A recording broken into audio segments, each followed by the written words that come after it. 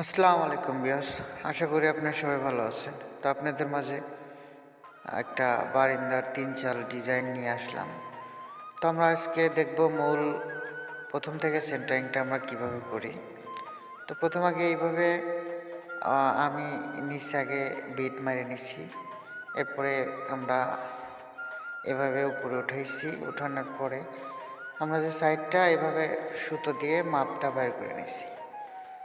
তো আমার সামনের সাইডটা থেকে ওই উপরে করস যতটুকু হবে আমরা দুই সাইডে অতটুকু নিয়ে নিচ্ছি। তো সুতো টানায় আমরা ওই যে উপরে একটা চেম্বার মারছি এবং নিচেও আমরা চেম্বার মারবো। আর সাইডটা আমরা 5 ইঞ্চি আমাদের হিসেবে আইছে। তো চেম্বার মারা হইলে আমরা এইভাবে ডাসা মারে নিচ্ছি। তো ডাসা মারা হইলে আমরা ছাউনি করব। তো ডাসা আমাদের মারা কমপ্লিট হয়েছে। তো আপনারা ধরে ধরে দেখতে থাকেন। ৩ চালের কাজ তো আসলে সবাই করে, যে আমার অনলাইনে বড় বড় মিস্ত্রি ভাইরা করে, তাদের কাজ আর আমাদের কাজ অবশ্যই একটু হলেও ভিন্ন আছে।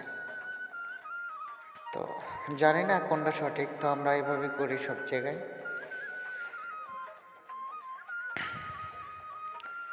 তো দেখেন আমরা এই যে ছাউনি করতেছি, আমরা দুই সাইডে আগে করে নিচ্ছি, এরপরে মাঝখানেটা। তো আমাদের ছাউনিটা করার পরে এরকম হয়েছে কোনাটা। তো আমরা সাইডে ওটা রড রাখা হয় নাই যে কোনো একটা কারণে। তো আমরা এটা ড্রিল মেশিন দিয়ে খুবই সুন্দর করে ড্রিল করে নেব এবং আমরা অবশ্যই নিচে আমরা বিম ব্যবহার করব। 12 মিলি রড দিয়ে আমরা বিম ব্যবহার করব। তো দেখেন আমরা যে ডিল করে নিচ্ছি এবং কি পলিথিন মেরে নিচ্ছি। পলিথিন না তো মানে সিমেন্টের বস্তা। তো আমাদের এই যে রড বান্ধা হয়েছে এরকম।